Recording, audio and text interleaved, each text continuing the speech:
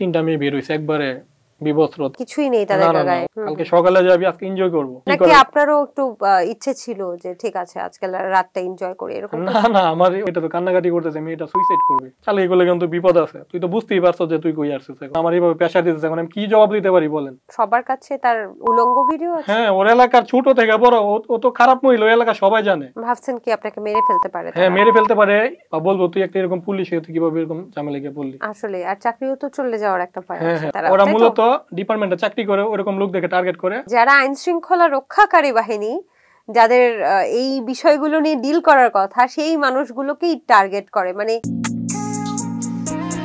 দর্শক, it's complicated এর আজকের অতিথি মোহাম্মদ নাইম। তিনি এসেছেন নরসিংদী থেকে। আমি ছোট্ট করে একটু কাহিনী জানি যে মোহাম্মদ নাইম একটি সংঘবদ্ধ নারী চক্রের সম্মুখীন হয়েছেন এবং সেই নারী চক্র তাকে আসলে প্রেমের ফাঁদে বা প্রেমের প্রলোভন দেখিয়ে বাসায় নিয়ে বিভৎস্র করে সেই ভিডিও করে তাকে ব্ল্যাকমেইল করছেন এবং তাকে বিভিন্ন মামলাও দিয়েছেন। এখন পর্যন্ত তিনি সেটার ভুক্তভোগী বলেই আমাদেরকে জানিয়েছেন। সেই সম্পর্কে সার্বিক চিত্র তুলে ধরার জন্য তার সাথে আমরা কথা বলবো। তিনি আছেন আমাদের স্টুডিওতে। কেমন আছেন আপনি? আলহামদুলিল্লাহ, আপনি কেমন আছেন? আমি ভালো আছি। আপনি একজন পুলিশ সদস্য আমি যতটুকু জানি। আপনি কি এখন রানিং পুলিশ সদস্য বা কোথায় ছিলেন, কি ছিলেন? আমি কিশোরগঞ্জে কর্মরত ছিলাম। এখন রানিং বলতে আমি স্বেচ্ছায় চলে আসছি। আমার চাকরি এখনো যায় নাই, চাকরি আছে, আমি ছুটি নিয়ে চলে আসছি, আর জয়েন করি নাই। কিশোরগঞ্জ কি আপনাদের দেশের বাড়ি? না, কিশোরগঞ্জ আমার কর্মস্থল, আমার দেশের বাড়ি নরসিংদী। নরসিংদী।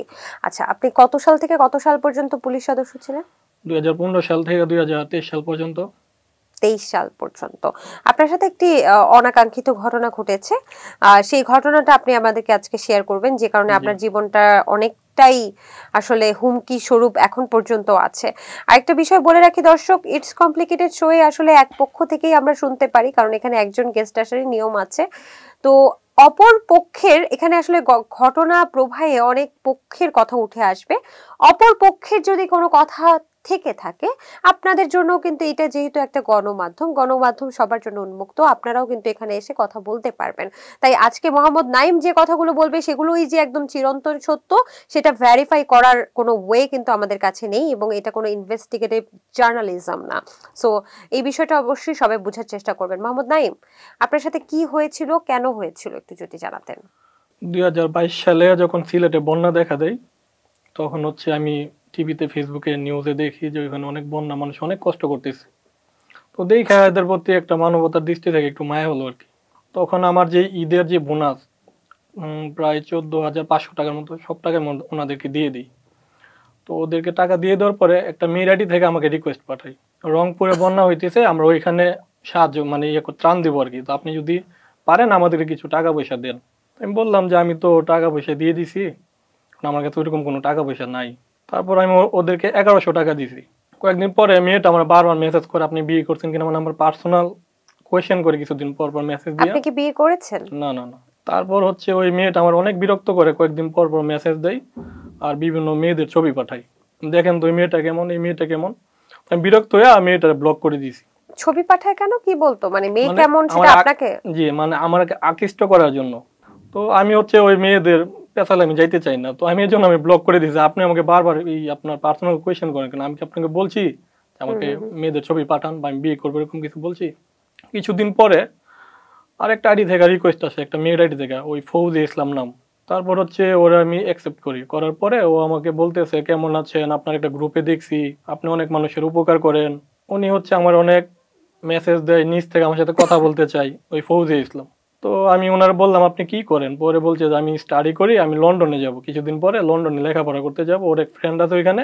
এক পর্যায়ে আপনার 15-20 দিন পর ওর সাথে আমার মোটামুটি কথা হয়, পরিচয় হয়। হবার পরে বলতেছে আপনি কি করেন না করেন আমার সম্পর্কে ভালোভাবে মানে জানতে চাইতেছে। তো আমি আমার সম্পর্কে বললাম। তারপর বললো যে আপনি যে চাকরি করেন, চাকরি তো খুব কষ্ট, আপনাকে অনেক ডিউটি করা লাগে, আপনি তো চাইলে অন্য কিছু করতে পারেন। আমি বললাম যে আমি তো আসলে অন্য কিছু করার চেষ্টা করতেছি, যে চাকরিটা আসলে খুবই কষ্ট। উনি কি জানিয়েছেন যে আমি সেই মেয়েটা যাকে আপনি ব্লক দিয়েছিলেন? না না না না। তাহলে আপনি কিভাবে বুঝলেন? পরবর্তীতে এটা আমি কথা বলি, তারপর বুঝতে পারবেন। তারপরে ও আমাকে বলে কি আমার আছে, ওই খালাতো ভাই আছে, ফ্রেন্ড আছে, ওরা আমেরিকাতে থাকে, ওইখানে ওদের ব্যবসা প্রতিষ্ঠান আছে, আপনি যদি চান আমি আপনাকে হেল্প করতে পারি, আপনি আমেরিকা যাইতে পারবেন খুব সহজে। তা আমার প্রথমত বিশ্বাস হয় না, একটা মানুষ আমেরিকা তো সহজে যাওয়ার ব্যাপার স্যাপার। তো ওরা বলতেছে আপনি 3 মাসের ভিতরে যাইতে পারবেন, আমাদের অনেক ভালো ভালো লোক আছে, আচ্ছা। আপনি যদি চান আমার এক খালাতো ভাইয়ের সাথে আপনার পরিচয় করে দিই। তো ওর খালাতো ভাই লিলন নাম, ওনার সাথে আমার পরিচয় করে দিল। তারপর ওদের সাথে কথা, ওই মেয়ের সাথে আমার ভালো কথা হয়, ও যাবে লন্ডনে লেখাপড়া করতে আর আমার পাঠিয়ে দেবো আমেরিকা। তো আমি প্রথম বিশ্বাস করি না, আবার বিশ্বাসও করি ওইরকম আর কি। তো আমার অনেক ডকুমেন্ট দেখায়, পাসপোর্টের অনেক ভিসা টিসা দেখায়, ফেক ভিসা, মানে তখন বোঝার উপায় নেই এগুলা ফেক না জেনুইন, বোঝার উপায় না। আমার তো ভিডিও কলে দেখাইছে, ওর সাথে আমি প্রেম ভালোবাসা কিছু না, হয়তো অনেকে ভাবতে পারে যে প্রেম ভালোবাসা, ওইরকম কিছু না। তো মেয়েটা হচ্ছে আমার আরেকদিন বলতেছে যে আমার বাড়িতে একটু সমস্যা হচ্ছে, আমার আগে একটা বিয়ে হয়েছিল, আমার একটা বাচ্চা আছে, আমি ইয়ে করবো আপনার ওই ঢাকাতে চলে যাব, আপনার যদি কোনো লোক থাকে আপনি আমার ঢাকা একটা বাসা ম্যানেজ করে দেন। ঢাকা কোথায় বাসা ম্যানেজ করে দেবো, আমার তো এরকম কোনো লোক আপাতত নাই, একটা মেয়ে মানুষ ঢাকা বাসা ম্যানেজ করে দেবো, একটা খুব একটা ঝামেলা। এর মধ্যে কি আপনাদের কথাবার্তা হতে হতে কি অনেকটা প্রেমের সম্পর্কই হয়ে উঠছিল, তাই না? প্রেমের সম্পর্ক না, কিন্তু ভালো কথা হইতো আর কি, ফ্রেন্ডের মতো। প্রেমের সম্পর্ক গড়াতে পারে এমন একটা মানে ও সম্পর্ক। আমাকে বারবার প্রলোভন করতেছে যে তোর সাথে আমি খুব ফ্রিলি কথা বলি। তো আমার টার্গেট হচ্ছে আমি এদের মাধ্যমে আমেরিকা যাব। ভাবলাম এরা আমার হেল্প করবে, একটা বাসাই তো আমি ম্যানেজ করি। পরে আমার একটা ফ্রেন্ডের সাথে যোগাযোগ করি, নাম্বার দিতে, ওর সাথে যোগাযোগ করছে, করার পরে ঠিক আছে আসবো। তো ওই বাড়ি থেকে আসার সময় ওই বাসায় না আইসা ওর আর একটা রিলেটিভের বাসায় উঠছে। ওঠার পর আমার বলছে কি ধন্যবাদ, তুমি অনেক ভালো ছেলে, তোমার যে ফ্রেন্ডের কথা বলছিলে আমার ওইখানে যাওয়া লাগছে না, আমি এখন অন্য জায়গায় উঠছি, এটা আমার এক রিলেটিভের বাসা। আচ্ছা। যাক, তারপর হচ্ছে আমার তো ওর সাথে কথা হয়, ওর খালাতো ভাইয়ের সাথে কথা হয়। ওরা বলতেছে আপনি আসেন, আমরা কেমন আপনি দেখেন, ঢাকাতে আসেন, আপনি তো আর হুট করে এখানে চলে যেতে পারবেন না আমেরিকা, আমরা কেমন বা প্রসেসটা কি কিভাবে কি সবকিছু দেখেন। তারপর হচ্ছে আমি ছুটি নিলাম, ছুটি নিয়ে ওদের এখানে গেলাম। তো হচ্ছে লিলন ভাই থাকার কথা, আর হচ্ছে ওর আরেকজন লিলন ভাইটাকে? ওর পাতানো খালাতো ভাই। ওই রাস্তার মধ্যে দেখি 3টা মেয়ে দাঁড়ায় আছে, মানে ও সহ আর 2টা মেয়ে দাঁড়ায় আছে।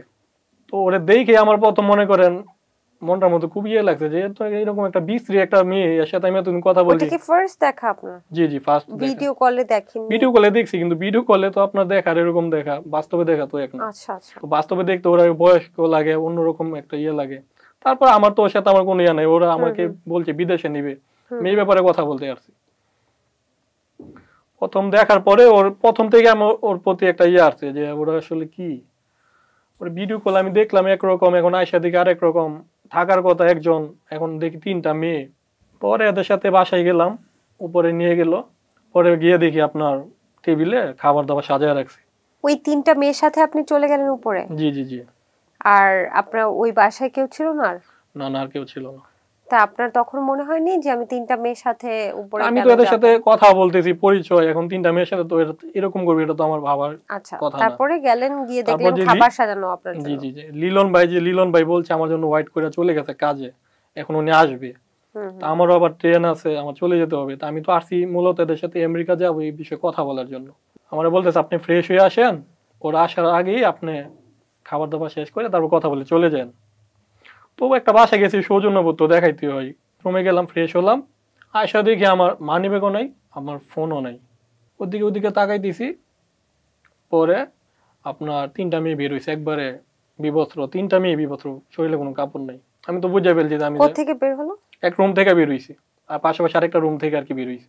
এখন তো আমি তো ভয় পেয়ে গেছি দেখা যায় এটা কি হইলো। আমি তখন বুঝে ফেলছি যে আমি যে কট খাইছি এদের এখানে এসে আমি পুরোপুরি মানে শিওর হয়ে গেছি। এখন আমি পালাবো যে, ওরা তো দরজা সব লক করে রাখছে। আচ্ছা, তারপরে আপনি দেখলেন বিবস্ত্র, মানে কিছুই নেই না তাদের না না, গায়ে? ওরা একবারে বিবস্ত্র হয়ে আসছে। তো আমি তো দেখি আমি 3টা মেয়ে একবারে এইভাবে আসা, আমি তো বুঝে ফেলছি যে আমার ওরা টেপে ফালাই দিছে। আমার মানি ব্যাগ নাই, যে জায়গায় মোবাইল নাই। পরে আপনার কোথায় মনে হয় এক গ্লাস মদ মনে হয় আমার এনে দিছে, মানে ড্রিঙ্কস করার জন্য। বলতেছে এটা খা, আমার বাজে বাজে কথা বলতেছে অনেক, খারিগুলা মানে বলা সম্ভব না এরকম কথাবার্তা বলতেছে। মানে আপনাকে গালি দিচ্ছিল?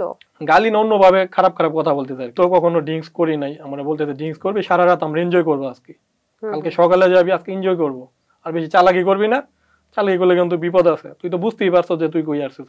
তখন তো আপনি রানিং পুলিশ সদস্য হ্যাঁ, এবং ছুটি নিয়েই ঢাকায় ছুটি এসেছেন। নিয়ে আসছি। তারপর হচ্ছে আমার ওরা ড্রিঙ্কস করাইলো। ড্রিঙ্কস ওরা জোর করে কিভাবে করালো? জোর বলছে ড্রিঙ্কস করার জন্য, নয়তো মারবে, আমি কি করবো। আপনি তো একজন পুরুষ, জি 3জন নারীর সাথে কি আসলে পারাটা সমস্যা ছিল? জি জি, এটা তো অবশ্যই সমস্যা। এটা 3জন নারী, তারপর বাসা লক করে রাখছে, তাই এদের নিচেও তো লোক থাকতে পারে। তা আপনি চিৎকার করতে পারলেন না? চিৎকার করে তো এখানে লাভ নাই, চিৎকার করে কি করব? কিন্তু ড্রিঙ্কসেও তো বিষ মিশানো থাকতে পারতো। এখন বিষ মিশানো থাকলে কি নাকি করে? আপনারও একটু ইচ্ছে ছিল যে ঠিক আছে আজকে রাতটা এনজয় করি এরকম? না না, আমার ওদের সাথে গিয়ে আমি এনজয় করব। তারপরে আপনি ড্রিঙ্কস করলেন, তারপর আমারে বলতেছে যে লিলন ভাই ওরা নিচে আছে, আমাদের লোক আছে নিচে। সকালবেলা আমি ওইটা থেকে ফ্লোরে শুয়ে আছি, আর আমার শরীরে কোনো কাপড় নাই। ওরা ভিডিও মিডিও করছে, ওই মেয়েরা তো উলঙ্গ, ওই আর ওইখানে লিলন আর একটা মেয়ে নিয়ে শুয়ে আছে, আর একটা ছেলেও সিগারেট বিড়ি খাইতেছে, এরকম করতেছে। মানে তাহলে তিনজন ছেলে ছিলেন আপনি সহ? তো আমি উঠলাম, উঠার পরে আমি চাইলাম, আমার কাপড় চাপড় চাইলাম দেওয়ার জন্য, ওরা দেয় না। আমি অনেক রিকোয়েস্ট অনুরোধ করলাম, আমার কাপড় চাপড় আর দেয় না। পরে লিলন হচ্ছে একজন পুলিশ অফিসারকে ফোন দিছে যে এখন কি করার ওরে। পরে কই ভিডিও করছো, কই ভিডিও করছি। পুলিশ অফিসার আপনি কি করে জানলেন? ও যে ফোন দিছে আমি শুনতেছি, ওয়ারলেক্স বাজতেছে।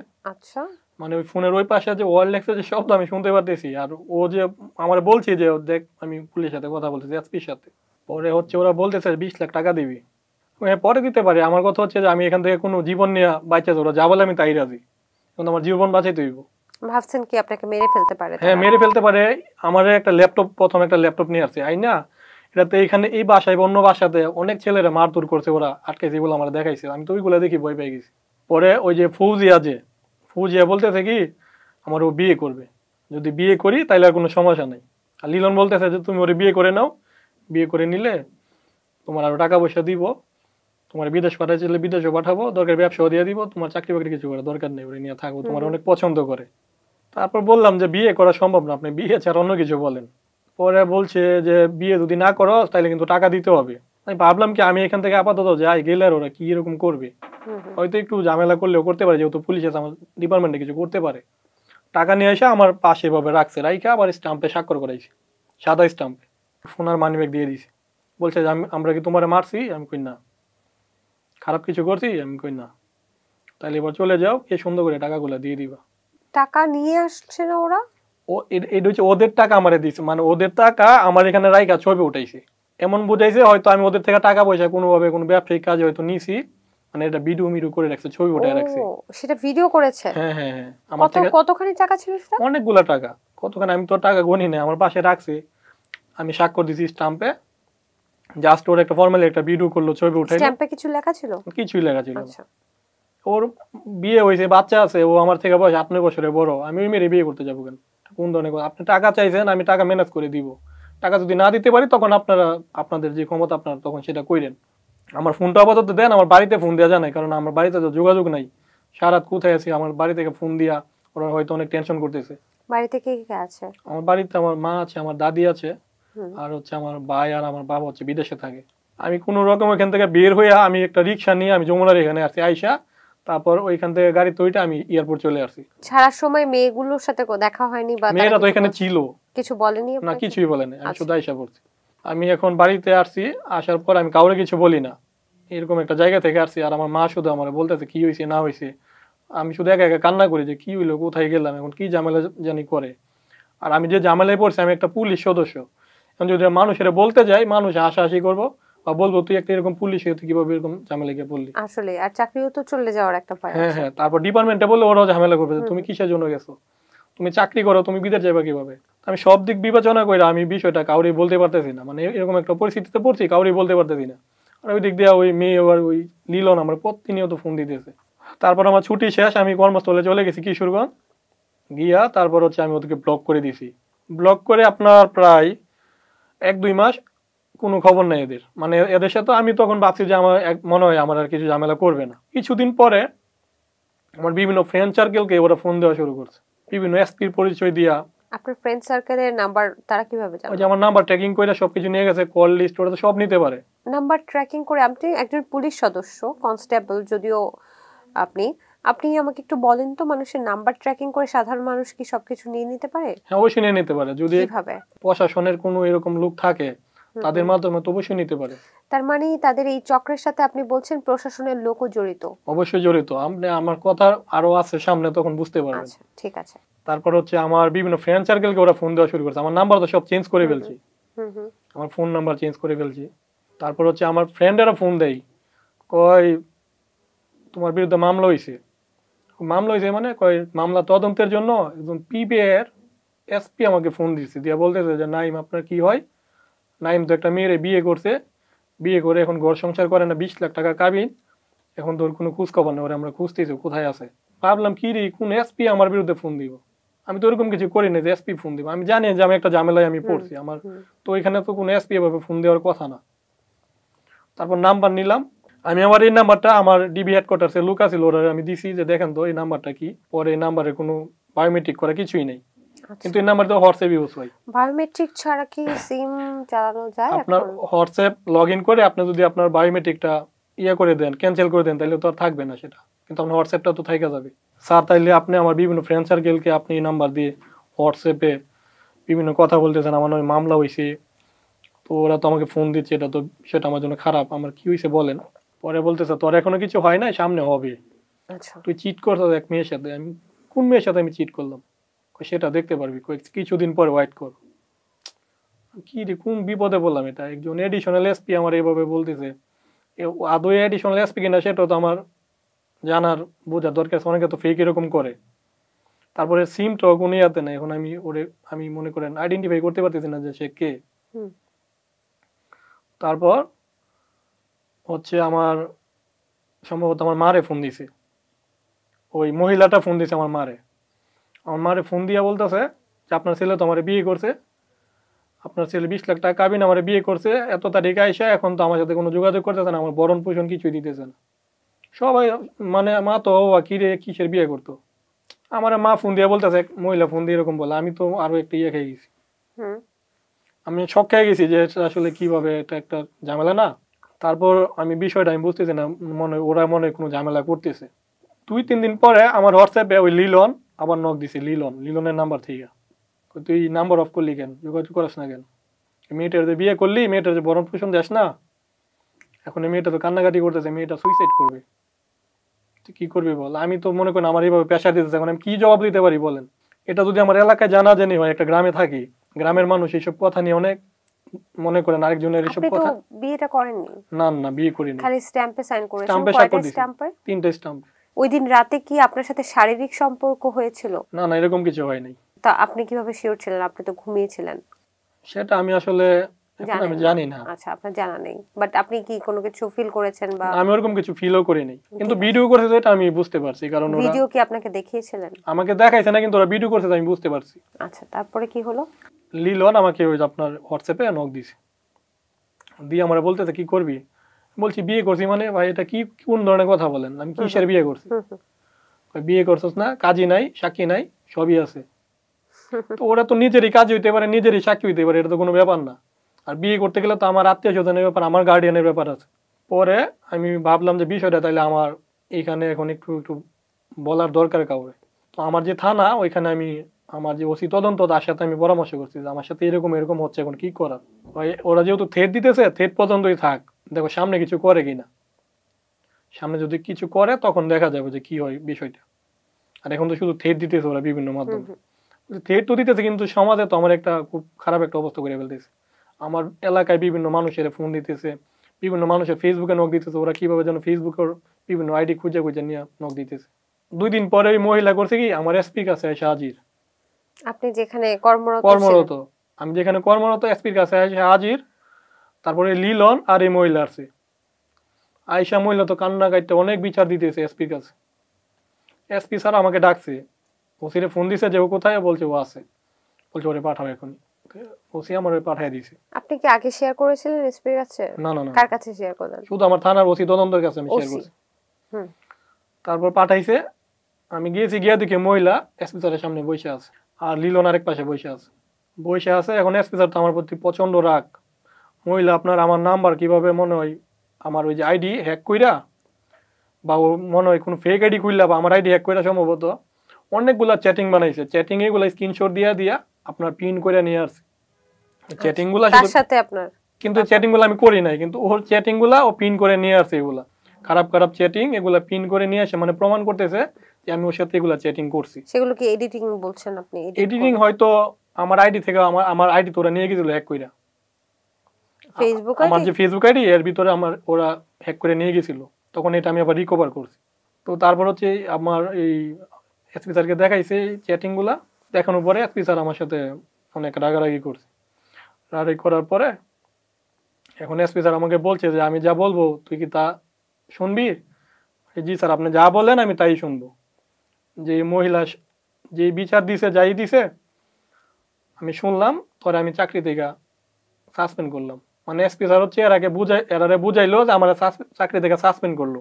আসলে এসপি স্যার আমাকে চাকরি থেকে সাসপেন্ড করে না, এসপি স্যার হচ্ছে আমার ঘটনা জানার চেষ্টা করবে একটু পরে, মানে ওরা বিদায় দিয়ে তারপর আমার সাথে কথা বলবে যে ঘটনাটা কি।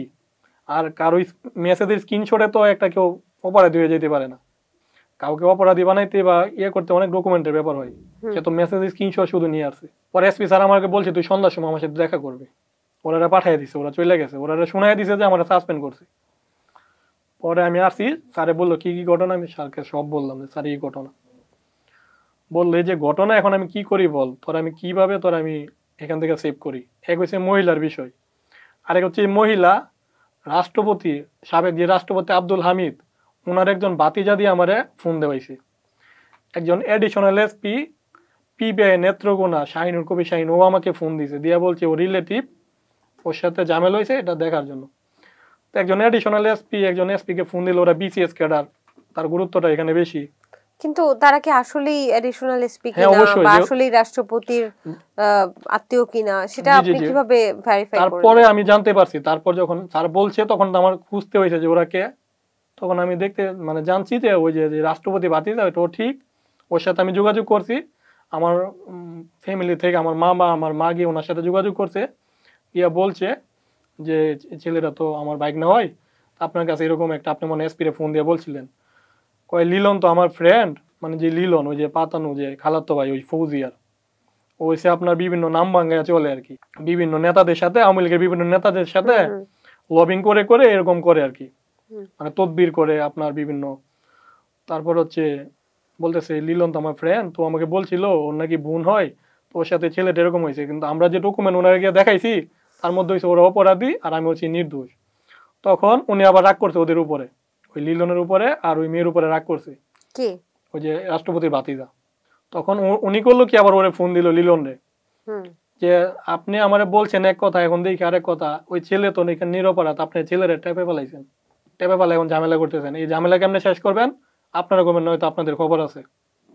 আচ্ছা, তারপর হচ্ছে ওই লিলন আর মহিলা করে কি ওই ওনার সাথে যোগাযোগই করেন, উনি ফোন দিলে আর ধরে না, বুঝছেন। যখন ওরা বলছে যে কিভাবে ঝামেলা শেষ করবে, ছেলেরা যে বিপদে ফেলাইছস, ওরা কয়েকদিনের ভিতরে তোরা শেষ করবি, তখন ওই রাষ্ট্রপতি ভাতিজার আর ফোনও রিসিভ করে না, ওর সাথে আর যোগাযোগ করে না। ওই ওই আঙ্কেলের নাম হচ্ছে মুজামেল মনে হয়, রাষ্ট্রপতির ভাতিজা যে, ওনার নাম হচ্ছে মনে হয় মুজামেল, সাবেক রাষ্ট্রপতি। হ্যাঁ, সাবেক রাষ্ট্রপতি। পরে হচ্ছে উনি আর রাষ্ট্রপতি ভাতিজার সাথে আর যোগাযোগ করে না। এখন আমার যে এডিশনাল এসপি, ওনারে আমার খুঁজে বের করতে হবে উনি কে। পরে আমি করলাম, ওই এডিশনাল এসপি খোঁজ লাগাইলাম, দেখলাম না এডিশনাল এসপি যে পরিচিত এটাও ঠিক আছে, শাহিনুর কবির শাহিন। উনি হচ্ছে আগে সিরাজগঞ্জ জেলায় চাকরি করতো, আপনার ওই সার্কেল ছিল, তখন ওইখান থেকে পোস্টিং এ আবার এখানে আসছে। আর যখন ওইখানে পোস্টিং ছিল ওই সময় মহিলার সাথে তার একটা সম্পর্ক আছে। সেটা কি অবৈধ সম্পর্ক? অবশ্যই অবৈধ সম্পর্ক। অবৈধ সম্পর্ক না হলে তো সে তার কোনো আত্মীয় না কিছু না, তার এলাকারও না, সে তো ওই মহিলার জন্য তো আরেক এসপির কাছে তদবির করতে পারে না। আচ্ছা, আমি একজন পুলিশ সদস্য, ঠিক না, সে আমার বিরুদ্ধে তো একটা মহিলার জন্য, সাধারণ মহিলার জন্য সে তদবির করতে পারে না, সে তার কোনো আত্মীয় না কিছু না।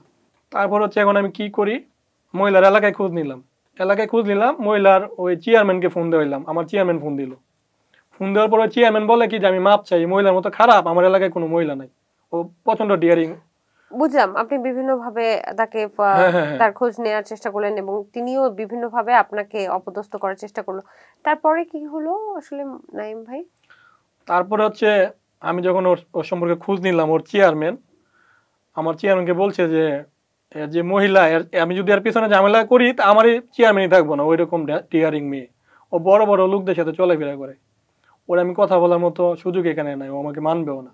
এর ভিতরে চেয়ারম্যানে আমাদেরকে তো এই কথা বলছে, বলার পরে চেয়ারম্যান আবার ওর পরিবারকে ফোন দিছে, আপনার মেয়ে ওইরকম একটা ছেলের সাথে আবার ঝামেলা শুরু করছে, এখন এটা আপনারা কিভাবে সমাধান করবেন করেন। কে বললো এটা? ওই চেয়ারম্যান, ওর এলাকার chairman, Maqbul chairman, Jamtoli union. ওর চেয়ারম্যান আপনার মাকে ফোন দিয়েছে? আমার মা কেন, ওই মেয়ের মাকে। মেয়ের মাকে ফোন দিয়েছে? হ্যাঁ হ্যাঁ, মানে আমার চেয়ারম্যান যখন ওদের এলাকার চেয়ারম্যানকে জানাইছে, তখন ওদের চেয়ারম্যান ওর মাকে ফোন দিছে, ওই মেয়ের মাকে ফোন দিছে। আচ্ছা, মেয়ের মাও আছে? হ্যাঁ হ্যাঁ, মেয়ের মা আছে। তারপর বললো যে ওই ছেলের সাথে ঝামেলা করছে, এখন এটা আপনারা কিভাবে করবেন, আপনাদের জন্য আমাদের এলাকার মান সম্মান যাইতেছে, মানে এরকম কিছু হয়তো ওরা বলছে। তারপর হচ্ছে ওই মেয়ে আরো ক্ষিপ্ত হয়ে গেছে, কেন চেয়ারম্যানকে জানাইলাম। ওই মেয়ে হচ্ছে আমার এলাকার বিভিন্ন গ্রুপ, ফেসবুক গ্রুপে ভুয়া কাবিন দিয়া পোস্ট করতেছে যে ওর সাথে আমার বিয়ে হয়েছে, এমন মানে আলহামদুলিল্লাহ আমি অনেক খুশি, আমি এরকম একটা স্বামী পাইছি, মানে এরকম দিয়া দিয়ে আমার এলাকায় আমার মনে করেন পুরোপুরি একটা ইয়ে করে ফেলছে। সবাই তো আমার ফোন দিতেছে, কি রে তোর তো এরকম, তুই নাকি বিয়ে করছো, আমি বিয়ে করলে কি, আমি যদি বিয়ে করে থাকি তাহলে আমার বউ কি ফেসবুকে পোস্ট করে বিভিন্ন গ্রুপে জানাইবো নাকি। পরে বলতেছে যে এখন এটা কি করার, আমি তো দেখতেছি আমার যে একটা মান সম্মান নিয়ে একটা টানাটানি শুরু হয়ে গেছে, কোনোভাবে কিছু করতে পারতেছি না। এটা বুঝেছি, তারপর কি হলো? তারপর আমার এসপি স্যারের সাথে পরামর্শ করলাম, এসপি স্যার বললো যে এরা কি চাই দেখো, ওদের কিছু টাকা পয়সা দিয়ে হলো তুমি এটা থেকে বেরিয়ে আসো, কিছু টাকা পয়সা চলে যাক, তারপরেও তোমার যে মান সম্মানটা থাকুক, তুমি দেখো কিছু করতে পারো কিনা। তারপর আমি এদের সাথে আমার ভালোভাবে কথা বলা শুরু করলাম, ফোন দিলাম, নরম সুরে কথা বললাম। আমি ওই অ্যাডিশনাল এসপি যে পরিচয় দিয়েছে ওর সাথে আমি ফোন দিয়ে কান্নাকাটি করলাম যে আমার মাফ করেন, যদি টাকা পয়সা লাগে আমি দেই, আপনি তো আমার ঝামেলা করেন, আমি বিয়ে টিয়ে করি না, এখন যদি এরকম করেন তাহলে আমি একটা সমস্যায় পড়ে যাবো, আমার ভবিষ্যতের জন্য আমার অনেকটা সমস্যা হয়ে দাঁড়াবে। আর আমার যে গ্রামে থাকি এলাকার মানুষও মনে করেন কার একটু বদনাম পাইলে অনেক ছড়াছড়ি করে, অনেক টানাটানি করে। আমি যদি 100 ভালো কাজ করি ওইটা নিয়ে কখনো কিছু বলবে না, একটু যদি আমার খারাপ কাজ দেখে এটা নিয়ে আমার পুরো এলাকায় ভাইরাল হয়ে যাবে। আচ্ছা, বুঝতে পারলাম, আপনাকে নানান ভাবে অপদস্থ করলো, আপনি আবার তাদের সাথে ভালো ব্যবহার করলেন। এরপর কি হলো, তাদের পক্ষ থেকে কি হলো, আর আপনার চাকরির কি অবস্থা হলো? তারপর হচ্ছে আমি ওদের সাথে যোগাযোগ করি যে আমি আপনাদেরকে টাকা দিব, আপনারা এগুলো করেন না, যা পোস্ট করেছেন সব কাইটা দেন, আমি আপাতত আপনাদেরকে 2 লাখ টাকা দিতেছি, আর বাকি টাকা আমি পরবর্তীতে আস্তে আস্তে দিব। আমি সর্বমোট কত টাকা? 5 লাখ টাকা দিব ওদেরকে, বলছি, ওরা স্বীকার করছে, ঠিক আছে 5 লাখ টাকাই দেন। আচ্ছা, তারপর আমি এসপি স্যার আমাকে আবার ছুটি দিল 3 দিনের, তখন আমি আসলাম নরসিংদী। ওই মেয়েও আসছে, আবার ওই লিলনও আসছে। ওরা চিন্তা করেন ওদের বাড়ি হচ্ছে সিরাজগঞ্জ জেলা, ওরা আয়সা পড়ছে নরসিংদী। আয়সা আমার থেকে 2 লাখ টাকা নিল। তারপর আসছে পুলিশ নিয়ে, আমার থেকে ওরা টাকা নিয়ে আসছে পুলিশ। ওনারা কি দেখাইছে যে আপনি ভরণ পোষণের জন্য দিয়েছেন? ভরণ পোষণ না, মানে এদেরকে আমি একটা টাকা দিতেছি এরকমই। যার অপরাধ কইরা পুলিশ নিয়ে আইসা আমার থেকে টাকা নেয়, তাহলে তাদের কত বড় পাওয়ার, এটা তো বুঝতেই পারতেছেন। তারা কি অরিজিনাল পুলিশ কিনা? Original police. কিভাবে আপনি বুঝলেন? অরিজিনাল পুলিশ আর নকল পুলিশ আমি চিনবো না, এদের সাথে আমার কথা হয়েছে। আচ্ছা, তারপর? আর ওই পুলিশও তো জানে না ঘটনা, পুলিশরা হয়তো ওর কর্মস্থল থেকে পাঠাইছে যে কোথাও থেকে এরকম গেস্ট আসবে, হয়তো কোনো বড় অফিসার ওই অফিসে ফোন দিয়ে দিছে, কারণ ওদের তো পুলিশের অভাব নাই, হয়তো ফোন দিয়ে বলছে যে আমার গেস্ট যাবে এখানে, ওর সাথে 2 জন পুলিশ দিয়ে দিন। পুলিশরা এই ঘটনা জানতো না? না না না। আপনি কিভাবে শিওর হলেন? ওদের সাথে কথা বললাম, ওরা বললো কি, আমি বললাম আমার রিলেটিভ, আমি ওদেরকে পরিচয় দিলাম, এদের সাথে তো আমার এইসব ঘটনা শেয়ার করা সম্ভব না। আচ্ছা। আর আমি যেহেতু এদের সাথে একটা ইয়ার মধ্যে গেছি, নেগোসিয়েশনে গেছি, এদেরকে আমি টাকা দিব, আমি 2 লাখ টাকা দিলাম, বাড়িতে চলে আসলাম। মহিলা করলো কি, এই তারিখ আরেকটা কাবিন বানাইছে, প্রথম কাবিন বানাইছে 20 লাখ, আরেকটা কাবিন বানাইছে 1 লাখ টাকা। কি বানাইছে? ওই মহিলার ওই চক্রে। কাকে দিয়ে বানাইলো? কাবিন তো 100 টাকা দিলেও বানানো যায়। বানানোর পরে আপনার সাইন নিছে? না, আমার তো কাবিনে কোনো স্বাক্ষরই নেই। আচ্ছা, তারপরে? প্রথম যে 20 লাখ টাকা কাবিন বানাইলো, ওইটা দিয়ে তো আমার প্রথম কিছু করতে পারে নাই। এর ভিতরে আমি ওদেরকে 2 লাখ টাকা দিছি শুধু আমার মান সম্মান বাঁচানোর জন্য, আর আমার ঝামেলা না করার জন্য আমি বাধ্য হয়ে 2 লাখ টাকা দিছি। আপনি কোনো ভিডিও ফুটেজ রাখেন নাই তার? না না না না। কেন? আপনি জানছেন যে আপনি বারবার বিপদে পড়ছেন, তারপরেও কি ভিডিও ওদের কাছ থেকে ভিডিও ফুটেজ, অডিও ফুটেজ, বা আপনার ফোন কি আপনার সাথে ছিল না? আপনি কি একটা অডিও রেকর্ডও করে রাখতে পারেন নাই? না না, ওরকম কোনো সুযোগও পাই না। আর এদের সাথে আমি ওরকম ঝামেলা আমি যাইতে চাই না, ভাবছি ওরা এখন টাকা পয়সা নিয়ে যাইবো, আমার এটা তথ্য প্রমাণের ওইরকম কোনো দরকার পড়ে নাই। আমি জানি না, আপনি একজন পুলিশ সদস্য, আমার খুব অবাক লাগছে, প্রথম থেকেই অবাক লাগছে যে আপনি ওখানে যখন 3টা মেয়ে আপনার সামনে উলঙ্গ হয়ে আসলো, আপনি তখনও চিৎকার করেননি, আপনি বলেন আপনি ভয় পেয়েছেন, ঠিক আছে মানলাম, কিন্তু পরবর্তীতে যখন তারা আপনাকে বিভিন্নভাবে ব্ল্যাকমেইল করছে, এই যে ব্ল্যাকমেইল গুলোর কি কোনো রেকর্ড আছে কিনা? অবশ্যই আমার কাছে রেকর্ড আছে, এখনো আছে। সেই রেকর্ডগুলো আমি অবশ্যই দেখব। এবং এই মুহূর্তে যেটা বললেন যে তারা যখন আপনার থেকে টাকা নিয়ে যাচ্ছে, কিছু পুলিশ সদস্যকে নিয়ে আসে, সেগুলোর অবশ্যই আপনার বাসায় কি আর কেউ ছিল না? আমার বাসায় আমার মা আছে, আর আমার ভাই তো নাই, আর আমার ভাই থাকে বিদেশ, বাপ থাকে বিদেশ।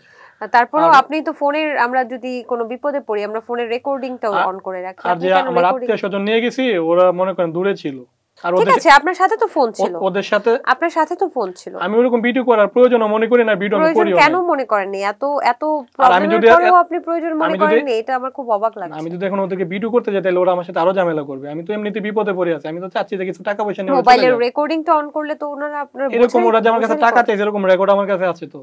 আচ্ছা ঠিক আছে, সেটা আছে, কিন্তু যখন আপনি টাকাটা দিচ্ছেন ওরা যে আমাকে সেই সময়ে তার আপনার কাছে আসছে, আপনি যে 2 লাখ টাকা দিয়েছেন এটার কোনো প্রমাণ দিতে পারবেন? আপনি পারবেন না। না এটার প্রমাণ আমি রাইট, আমি সেটাই বলছি যে আপনি এখানে এসে বলছেন আপনি 2 লাখ টাকা দিচ্ছেন, কিন্তু 2 লাখ টাকা দেওয়ার সময় আপনি যে মোবাইলের রেকর্ডিংটা অন করে রাখবেন সেটা কিন্তু আপনার পক্ষ থেকে আমি দেখিনি। আপনি একজন পুলিশ সদস্য, আপনি এই বিষয়গুলো আমার থেকেও বেশি জানেন, কিন্তু কেন তখন করেননি আমি আমার সত্যি অজানা। এবং যদি না করে থাকেন আপনি আসলে খুবই বোকা একজন মানুষ। আমরা সামনে যাই। তখন পরিস্থিতিটা এরকম হয়েছে যে আমি আসলে কি করব, আমি তো তখন একা, আমি যে কারো থেকে পরামর্শ নিব এরকম ওইরকম কেউ ছিল না। মানে সবকিছু আমার একা একা ট্যাকেল করতে হইতেছে। এতগুলা পুলিশ অফিসার, এদের পিছনে আওয়ামী লীগের এত বড় বড় নেতা, এদের পিছনে আমার একা একা লড়াই করতে হইতেছে। আমার পাশে এখন আর কেউ নাই। ঠিক আছে, তারপরে আমার কথা হচ্ছে আমি কিছু টাকা পয়সা নিয়ে গেলে নিয়ে যাক, যাতে আমার আর কোনো। আর কাবিন যে করলো 1 লাখ টাকার, আপনি কি করে জানলেন? পরবর্তীতে আবার কাবিনের ছবি পাঠাইছে। ছবি পাঠিয়েছে, আপনার তো সাইন নাই সেখানে, তাহলে কাবিন করাই কি আর না করাই কি? কাবিনের সাইন নাই, কিন্তু এটা মানুষের দেখালে তো এটা মনে করবে এটা ঠিকই মনে কাবিন। এখন যদি আমি আপনার নাম দিয়ে যদি আমি একটা 100 টাকা দিয়ে কাবিন কইরা যদি বলি যে সমৃদ্ধিকে আমি বিয়ে করছি, মানুষের দেখাই, তো অনেকে তো ভাববো যে আপনার সাথে আমার বিয়ে হয়েছে। আপনাদের কিন্তু সাক্ষ্য নেই। তাতে কি আসে যায়? আপনি তো কোনো পাবলিক সেলিব্রিটি না, আপনি কোনো পাবলিক ফিগার না, আপনি কোনো নায়ক না, আপনি একজন সাধারণ মানুষ। কিন্তু মানুষ আমাকে নিয়ে আমি যেমন একজন উপস্থাপিকা, আমাকে নিয়ে আমি দুঃখিত, আমি এভাবেই বলছি কথাটা, আমাকে নিয়ে তো অনেকেই বলে আমার সাথে বিয়ে হয়ে গেছে, আমার সাথে প্রেম হয়ে গেছে, তাতে কি আসে গিয়েছে? সেই জন্য আপনি কেন আসলে আমরা হচ্ছে গ্রামে বাস করি, আর গ্রামে একটা মানুষ থাকলে তার অনেক কিছু বিবেচনা করে চলতে হয়। আচ্ছা আচ্ছা, আপনার যদি একটু সমস্যা থাকে এটা পুরো এলাকা পুরো মনে করেন ইয়ে হয়ে যাবে, ছড়াছড়ি হয়ে যাবে, ঝামেলা হবে। আপনি তার মানে আপনার আত্মসম্মানটা বাঁচিয়ে রাখাটা খুব আমার জরুরি সবকিছু ছিল। করা সেই শুধু আত্মসম্মান থেকে। বুঝতে পেরেছি, ঠিক আছে, আমি আসলে বুঝতে পারিনি, আপনার থেকে জেনে নিলাম। আপনি আমার এলাকায় যান, আমি কি রকম ছেলে আপনি জানতে পারবেন, আমি মানুষের প্রতি কি রকম। আচ্ছা আচ্ছা, আপনি সবকিছু আমার সঙ্গে জানতে পারবেন আপনি আমার এলাকায় গেলে। ঠিক আছে, আমি বুঝতে পেরেছি যে গ্রামের আসলে মানসিকতা একটু অন্যরকম। তাছাড়া আমি হচ্ছে বিয়ে করি না, আমার ভবিষ্যতে আমি বিয়ে করতে হবে, ভবিষ্যতে বিয়ে করতে আমার ঠিক আছে। এক জায়গায় এক পরিবারের সাথে আমার বিয়ের অলরেডি আমার কথা চলতেছে সেই সময়টা হ্যাঁ এখনো চলতেছে। আচ্ছা ঠিক আমি আছে, বিয়ে করব ওই জায়গায়। আচ্ছা আমরাও আশা করি। তারপর কি হলো? তারপর হচ্ছে ওদেরকে আমি তো 2 লাখ টাকা দিলাম, দেওয়ার পরে টাকা পয়সা নিয়ে সুন্দর করে চলে গেল, গিয়ে মেয়ে মেডিকেল ভর্তি। পরে মানে আজকে মনে করেন 10 তারিখে টাকা দিছি, 11 তারিখে মেডিকেল ভর্তি। হ্যাঁ মেডিকেল ভর্তি মানে আমি বিয়ে করে ওরে মাইরা ওরে পাঠিয়ে দিছি। চিন্তা করেন ঘটনা, আমি ওরে মারছি, টাকাও দিলাম 2 লাখ, আবার ওরে নাকি বিয়েও করলাম, আবার ওরে মাইরা পাঠিয়ে দিত মেডিকেল গিয়ে ভর্তি। মেডিকেল ওইরকম একটা অবস্থা বাংলাদেশের, আপনি যে কেউ গিয়ে সার্টিফিকেট উঠাইতে পারে। আপনি একটা সুস্থ মানুষ যাবেন, গিয়ে বলবেন যে আমার হাজবেন্ড মারছে, দেখবেন এখানে পুলিশ কেসের একটা শিল দিয়ে দিবে আপনাকে, দিয়ে আপনার সার্টিফিকেট বানিয়ে দিবে, আপনি মামলা করতে পারবেন। আচ্ছা, না আমার মনে হয় না এটা প্রত্যেকটা মেডিকেলে করে। প্রত্যেকটা মেডিকেল না, ম্যাক্সিমাম অসৎ ডাক্তার বা চিকিৎসক, যেটা আসলে আমরা তুলে ধরতে চাই না, তারা হয়তো বা করে। সব ডাক্তার চিকিৎসক আপনাকে অবশ্যই আপনার গায়ে কোনো ইনজুরি না থাকলে আপনার প্রেসক্রিপশনে লিখবে না যে আপনি ইনজুরি। মেডিকেলের লোকও থাকতে পারে, যেহেতু ওরা একটা চক্র, ওদের তো পথে পথে প্রতি জায়গায় ওদের লোক আছে, নয়তো এরকম করতে পারতো না, এদের জন্য তো এগুলো কোনো ব্যাপার না। আমার খুব অবাক লাগছে মিস্টার নাইম একটা বিষয়, কেন আপনাকে, আপনি অনেক বড় কোনো পদে নেই, আপনার অনেক টাকা পয়সাও, আপনি কি অনেক ধনী, রিচ? না আমি ওরকম রিচ না, ধরেন আপনি আমি মধ্যবিত্ত মানুষ, মধ্যবিত্ত সংসারের মানুষ, কেন আপনাকেই ধরলো? এত বড় বড় হাত যার, রাষ্ট্রপতি আত্মীয় যার কাছের মানুষ, যেখানে রাষ্ট্রপতির আত্মীয় আপনাদেরকে কল দিচ্ছে, যেখানে পুলিশের এসপি আপনাদেরকে হুমকি ধামকি দিচ্ছে, সেখানে কেন আপনি, কেন রাষ্ট্রপতি সেই আত্মীয়কে ধরলো না, কেন এসপি কে ধরলো না? আপনার থেকে কি পাবে আসলে? ওরা শুধু আমি না তো, ওদের টার্গেট হচ্ছে বিভিন্ন ডিপার্টমেন্টে চাকরি করে, সরকারি বিভিন্ন, তাহলে তো আরো বড় পদের কাউকে নিতে পারতো, আরো রিচ কাউকে নিলে তো আরো বেশি। হয়তো ওরা এরকম আরো কারোর সাথে করছে কিনা জানা নাই। এখন পর্যন্ত আমি একজন বিজিবি সদস্য, একজন সেনাবাহিনীর সদস্যর খোঁজ পাইছি, একজন ঢাকার একজন ব্যবসায়ীর খোঁজ পাইছি, ও কাতারে আছে বর্তমানে, এদের অভিযোগ আছে আমার কাছে, এদের কথা হইছে। আরো সেনাবাহিনীর সদস্য, ওকে ফাইন, কাতারে বিজিবি কি বলছেন, তারাও ফাইন, ঠিক আছে, আমি বুঝতে পেরেছি, মানে টার্গেট করে তারা, ওরা মূলত ডিপার্টমেন্টে চাকরি করে ওরকম লোক দেখে টার্গেট করে। আপনার চাকরি বাঁচানোর জন্য হইলেও এটা 10 লাখ 20 লাখ করে টাকা দিতে হবে। ওরা যদি প্রত্যেক মাসে এরকম 10-12টা লোক ধরে 20 লাখ টাকা করে কত টাকা? ও মানে আইন শৃঙ্খলা বাহিনী সদস্যদেরকে ওরা ওদের তো মূল বিজনেসই এটা।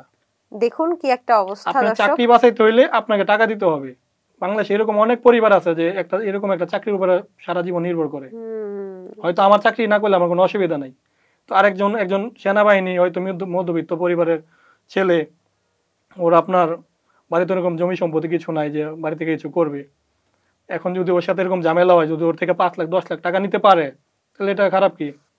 যারা আইন শৃঙ্খলা রক্ষাকারী বাহিনী, যাদের এই বিষয়গুলো নিয়ে ডিল করার কথা, সেই মানুষগুলোকেই টার্গেট করে, মানে হয় না যে সাপের নেউলে খেলা যেটাকে বলে, ওরকম একটা অবস্থা ওরা দাঁড়িয়েছে। তো শুধু আমাকে টার্গেট না, ওরা তো আমার মতো বাংলাদেশের আর অসংখ্য মানুষের টার্গেট করছে। বুঝতে পেরেছি। আর এই আচ্ছা, তারপর কি হলো নাইম?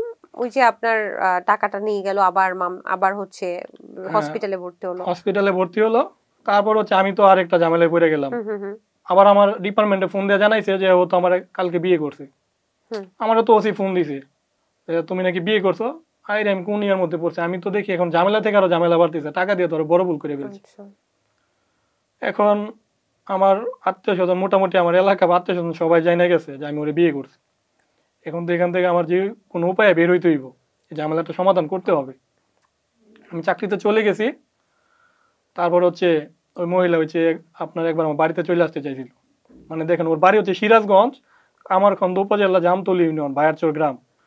সিরাজগঞ্জের নরসিংদী তো অনেক দূরে, একটা মহিলা মানুষ এত দূর থেকে একা একা আমার বাড়িতে চলে আসে।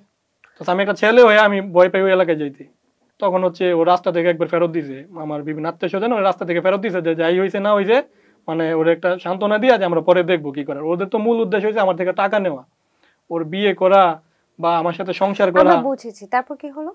তারপর আসলাম, আসার পর ওদের আর কোনো টাকা পয়সা দেই না, কিছু দেই না ওদের সাথে, আর আমার ওরকম ইয়ে হয় না। পরে ওই মহিলাটা করলো কি, কোর্টে গিয়ে একটা মামলা করে দিয়েছে। কি মামলা দিয়েছে আপনারা? যৌতুক মামলা দিয়েছে। যৌতুক মামলা? আপনি যৌতুকের দায়ে তাকে মারছেন? আমি মানে যৌতুকটা এরকম, আমার সাথে সংসার করছে, তারপর হচ্ছে ওর বাড়ি থেকে আমি তাড়াইয়া দিছি। তারপর হচ্ছে ওর বাড়িতে গেছি, আমি ওর বাড়িতে গিয়া তারপর ওর কাছ থেকে আমি টাকা চাইছি 2 লাখ টাকা, তাও 2 লাখ টাকা চাইছি। আচ্ছা, যেটা আপনার থেকে নেওয়া হয়েছে সেটা? হ্যাঁ, তাও আমি ওর কাছে 2 লাখ টাকা চাইছি। তারপর হচ্ছে যৌতুক মামলা দিছে, আমি যেহেতু পুলিশের সদস্য, মামলা দিছে, আমার কোনো নোটিশ পাই না, কিছু পাই নাই, ওরা আমাকে বলছে। তারপর আমি বাধ্য হইয়া ভাবলাম যে ওরা যেহেতু বলতেছে মামলা হয়েছে, তা আমি একটু খোঁজ খবর নিয়ে দেখি মামলা আদৌ হয়েছে কিনা। আর যে কাবিনও তো আমার কোনো স্বাক্ষর নেই, কিচ্ছু নেই, সবকিছু ওরা ভুয়া। তারপর আমি ওইখানে এক অ্যাডভোকেটের সাথে যোগাযোগ করলাম সিরাজগঞ্জে। তারপর বললাম যে ভাইয়া দেখেন তো আমার নামে এরকম কোনো মামলা হয়েছে কিনা। পরে হ্যাঁ, আপনার নামে একটা মামলা হয়েছে, এত তারিখে ভিতরে আপনার এসে হাজির হতে হবে। এত কিছুর পরে আপনি কেন মামলা দেননি? আমি মামলা দেই নাই, আমি বলতেছি কেন দেইনি। তারপর হচ্ছে মামলা যখন দিছে, আমি বাধ্য হয়ে আমি ওইখানে গেছি হাজিরা দিতাম। আমি আইন শৃঙ্খলা বাহিনীর সদস্য, অবশ্যই আমার আইনকে আমার শ্রদ্ধা করতে হবে।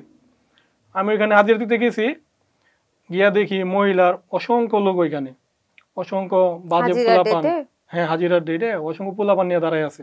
তারপর হচ্ছে ম্যাজিস্ট্রেটকে বললাম যে স্যার আমি বিয়ে করি নাই, আমি ওরকম কিছুই করি নাই, এই মহিলাটা আমার একটা টেপে ফেলাইছে। আর মহিলা যে কাবিন, এটা তো আমি কোনো স্বাক্ষর দিছি না। আর ও যদি একটা বিয়ের ছবিও দেখাইতে পারে, তত আমি মানে নাইতাম যে একটা ওরে আমি বিয়ে করছি। ওর যে কাবিন দেখাইতে পারে, বলেন জেনুইন একটা কাবিন দেখাইতে, তাও দেখাইতে পারে না। মহিলা তো কোর্টে অনেক কান্নাকাটি কইরা বলতে স্যার আমার মারছে, এই করছে সেই করছে, ও প্রতারক, এই অনেক কিছু বলছে। ম্যাজিস্ট্রেট করলো কি, আমারে জেলে দিয়ে দিল। আচ্ছা, আমি ওইখানে 18 দিন আমি জেল কাটলাম বিনা কারণে।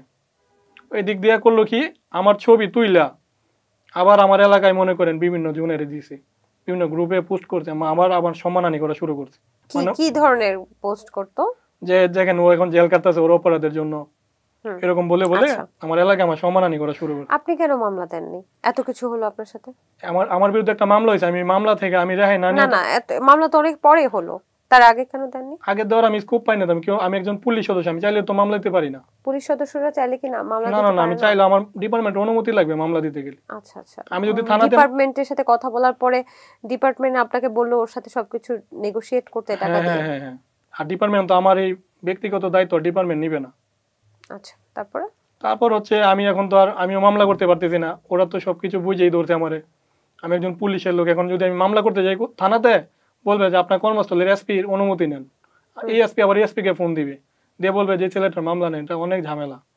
আর একটা মামলা চলাকালীন সময় আমি আরেকটা মামলা কি করে দিই, আমি তো ওইখানে মামলা আমার এটাকে শেষ করতে হবে। তারপর হচ্ছে আমি আপনার 18 দিন ওইখানে আমি জেল কাটলাম বিনা অপরাধে। জেল কাটলাম, ইতিমধ্যে আমার এলাকায় আমার ভাইরাল করে ফেলছে। আমি ওইখানে জেলে গেলাম, আমার এনে অনেক মানুষের কানা ঘোষা শুরু হয়েছে। আমি অপরাধী হয়ে গেলাম, সমাজের চোখে আমি খারাপ হয়ে গেলাম। তা আমিও ভাবলাম যে তাকে পুলিশের চাকরি আমি করবো না, চাকরি তো আমি আর যাবো না। আমি যে ওইখান থেকে আসছি আর আমি যাই নাই, চাকরি তো আর জয়েন করি নাই। আপনি রিজাইন দিয়েছিলেন? রিজাইনও দেন, আমি ছুটি নিয়ে চলে আসছি, আর যাই নাই। তারপর এটা কত সালের কাহিনী? তো 2023 সালে। কোন মাসে? মাসটা আমার সঠিক মনে নেই। কোন মাসে আপনি জেলে গেছেন মনে নেই? না, ওইগুলো আমার ডকুমেন্টে আছে সব, কিন্তু আমার স্পেসিফিক বলতে পারবো না। তারপর হচ্ছে আসার পরে পরবর্তী যে হাজিরা, ওই হাজিরার ডেটে আমি আর যাইতে পারি না। আর আমার যে অ্যাডভোকেট, ও আবার ওদের সাথে গিয়ে মিল দিয়েছে। আমার যেদিন হাজিরা, ও আমাকে আমার ফোনও রিসিভ করে না, আমার জানাই না। কালকে হাজিরা, আমার আজকে রাত্রে ফোন দিয়ে বলে যে আপনার কালকে হাজিরা। এখান থেকে সিরাজগঞ্জ যাইতে আমার একদিনের সময় লাগে। আমি কি করে যাই বলেন? মানে আপনি কি ঢাকায় ছিলেন তখন? আমি বাড়িতে ছিলাম। তারপর আর আমি হাজিরা কেমনে দিব? কোন হাজিরা দিতে গেলে ওই যে পোলাপান নিয়ে আমার মারধর করে। হ্যাঁ, আক্রমণ করে আমার পিছনে। ওই সিরাজগঞ্জে গেলে কোর্টে তোর মারধর করতে না, কোর্টের বাইরে পোলাপান লাগায় রাখে। ছেলে পেলে আমার দেখলে ওরা তেড়ে আসে মারার জন্য, ধরে নিয়ে যাওয়ার জন্য। আমার তো এখানে একটা জীবনের একটা হুমকি রয়ে গেছে। পরে আমি আর ওইখানে আর আমি যাই না। আমি আমার অ্যাডভোকেটে বললাম, আপনি কোর্টে এক কাজ করেন, ম্যাজিস্ট্রেটকে বলেন আমার একটু নিরাপত্তা দেওয়ার জন্য। আর আমি যেহেতু এখন চাকরিতেও যাই না, আমার ডিপার্টমেন্টও আমার একটু হয়ে আছি, আমি ওখানে আর যাইতে পারবো না। আর আমি চাকরি করবো না। যেখানে আমি এত ঝামেলা করে আমি পুলিশে কোনো সহযোগিতা, আমি অনেক জায়গায় করছি পুলিশের সহযোগিতার জন্য, থানায় গেছি, এসপি স্যারের সাথে কথা বলছি, অনেক জায়গায় করছি, কোনো হেল্প আমি কারো কাছে পাই নাই। আর সবার কি বলা ছিল যে আপনি সবাই বলে আপনার এটা পারিবারিক ব্যাপার, যেহেতু আপনি এটা পারিবারিক ব্যাপার। আচ্ছা, এটা আমি কি করবো? আমি একটা নিরপরাধ হয়ে আমি এখন এরকম একটা ঝামেলায় পড়ছি, সবার কাছে আমি অপরাধ হয়ে গেছি। তখন আমার মাথায় আর কোনো কাজই করতেছে না, আমি কি করবো? কোন আমার আত্মীয় স্বজনেদের এক পরামর্শ, বাইরে মানুষদের আরেক পরামর্শ। এখন আমি বিপদে পড়ছি, এখন অনেকজনই ডাক্তার হয়ে গেছে। এখন আমি হয়ে গেছি রুগী, আর সবাই মনে করেন ডাক্তার, এক একজন এক এক সময় ওষুধ লিখে দেয়, তুমি এটা করো এটা করো। আমি বুঝে উঠতে পারতেছি না কি করবো। আমি যে ম্যাজিস্ট্রেটকে আমি বুঝাইতে পারতেছি না কোর্টে গিয়া যে এটা পুরাটা ফেক, ওরা 2 নাম্বার। এই মহিলার আগে পূর্বে 10-12টা বিয়ে হয়েছে, আগে অসংখ্য এরকম ঘটনা করছে। আচ্ছা, পূর্বে 10-12টা বিয়ে হয়েছে, অসংখ্য ঘটনা ঘটেছে, এগুলো তারপর কিভাবে জানলেন? একটু আমরা একদম শেষ মুহূর্তে, শেষ 5 মিনিট আপনি হাতে পাবেন। ওর এলাকার মানুষে বলছে, এবং ওর নিজে 6টা বিয়ের কথা স্বীকারও করছে। আপনি এলাকায় গিয়ে খোঁজ নিয়েছেন? হ্যাঁ, ওর এলাকায়, ওর থানায় পর্যন্ত গিয়ে আর স্বীকার করেছে কোথায়? স্বীকার করছে বিভিন্ন মাধ্যম। আমার কাছে কল রেকর্ড আছে, ও যে বলছে। আচ্ছা, আপনি কথা বলাতে ও বলে ফেলেছে? হ্যাঁ, পরে বলছে, সব বলছে আর কি, যে আমার বিয়ে হইছে, এই আমার কেন বললো সে?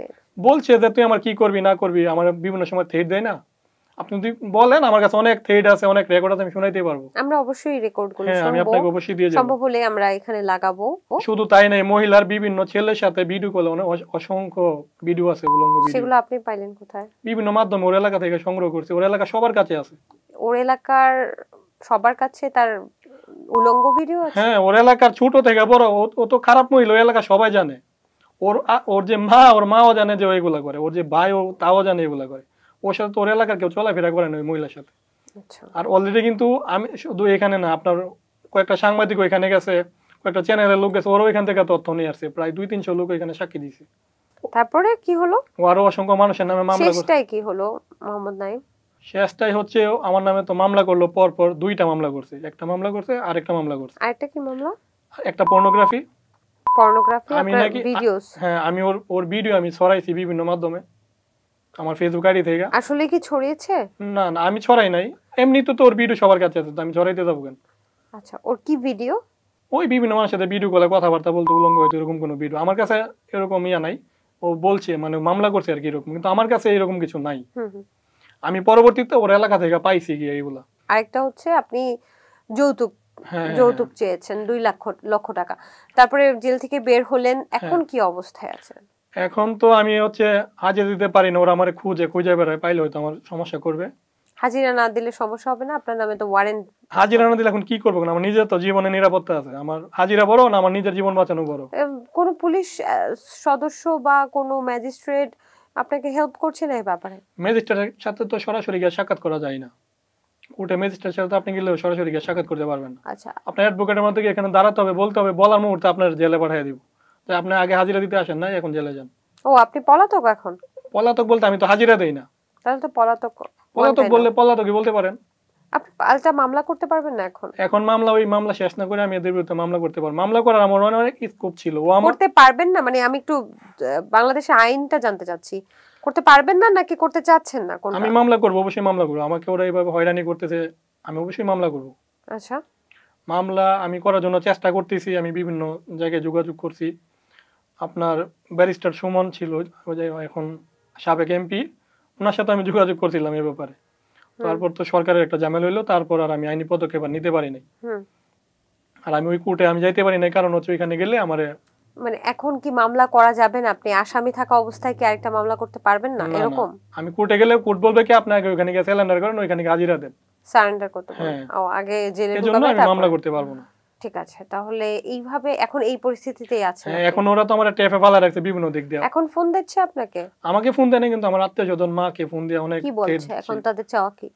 এখন তাদের চাওয়া টাকা পয়সা, তো চাওয়া ডাইরেক্টলি না বলে ইনডাইরেক্টলি বলে টাকা পয়সা দিলে হয়তো ইয়ে করে নিব, মামলাগুলো উঠে নিব, এরকম কিছু বলে। কিন্তু আমি তো টাকা পয়সা দিব না, আমি যেখানে নিরপরাধ আমি তো সেখানে টাকা পয়সা একটা কর দিব না। আর মামলাতে যে তারিখ উল্লেখ করছে প্রত্যেকটা তারিখ কিন্তু আমি চাকরিতে, আমি সিরাজগঞ্জে আমি যাই নাই, আমার কাছে প্রুফ আছে। আমরা হচ্ছে পুলিশ সদস্য, যেদিন থেকে চাকরিতে ঢুকি এদিন থেকে আমাদের প্রতিটা দিনের হিসাব থাকে, আমরা কোথায় যাই, কবে ছুটি গেলাম, কবে কোথায় ডিউটি গেলাম, সবকিছু আমাদের হাজিরা খাতা থাকে, সিসি ক্যামেরা ফুটেজ থাকে, সবকিছু থাকে। কিন্তু ও হচ্ছে আমার সিরাজগঞ্জে মামলা দিচ্ছে যে ডেটে, ওই তারিখে হচ্ছে আমি চাকরিতে। আমার প্রশ্ন হইলো যে আমি এই ডেটে আমি চাকরিতে একটা রাষ্ট্রীয় কাজে আমি ওইখানে ব্যস্ত, কিন্তু ওই কাজে ওই সময় ওরা ওই সিরাজগঞ্জে কিভাবে মামলা করলো? আপনি কিছু আইনি আরো কিছু সদস্যের কথা বললেন, আইন শৃঙ্খলা বাহিনীর কথা বললেন, সেনাবাহিনী, বিজিবি, তারাও নাকি ওই মহিলার শিকার হয়েছে। এটা কিভাবে জানলেন আপনি? ওই এলাকায় যাওয়ার পর ওই এলাকা থেকে বলছে আমার, তাদের সাথে আপনার কথা হয়েছে যারা হ্যাঁ একজনের সাথে আমার কথা হয়েছে, ভিকটিম সেনাবাহিনীর সাথে। কি বলেছেন উনি? উনি 8 লাখ টাকা দিছে। 8 লাখ টাকা দিছে? ওনাকে ছেড়ে দিছে এখন? ওনার 8 লাখ টাকা দেওয়ার পরে ওনার সাথে আর ঝামেলা করে না। ওনার সাথে প্রথম যখন ওনার পরিচয় হয় তখন হচ্ছে ওরা ওই ছেলের হচ্ছে আপনার ইয়াতে নিয়ে আসে সেনাবাহিনীকে, উত্তরা নিয়ে আসার পরে এক বাসায় নিয়ে তারপর আমার মতো সেম ব্ল্যাকমেল করে, ওই ছেলের ইউরোপে পাঠানোর কথা ব্ল্যাকমেল করে। এখন সেনাবাহিনী তো নিয়ম শৃঙ্খলা আরো হার্ড, এদের তো ডিপার্টমেন্টে অনেক সমস্যা হবে, ছেলে চাকরি চলে গেলে ঝামেলা। তখন ও 3 লাখ টাকা দিছে, দেওয়ার পরে বাড়িতে এসে আবার জমি বিক্রি করে 5 লাখ টাকা দিছে ওরা, দিয়া ছেলের চাকরিটা বাঁচায় রয়েছে আর দিছে। নয়তো তো ওরা গিয়ে আবার ডিপার্টমেন্টে কমপ্লেন করবে, বলবে যে আমার বিয়ে করছে। তাহলে আপনিও যদি এরকম 8-10 লাখ টাকা দিতে পারেন তাহলে আপনি আমিও ছাড়া পাবেন। এখন লাস্ট আপনার কবে কথা হয়েছে তাদের সাথে? ওদের সাথে আমি এখন আর যোগাযোগই করি না। যোগাযোগ করেন আপনার পরিবারের অন্যান্য মানুষের সাথে কথা? এখন যেহেতু সরকার পাল্টাইছে, এখন চাইছে যে এটা নিয়ে আমার আইনি কোনো পদক্ষেপ আমি আগাইতে পারি কিনা।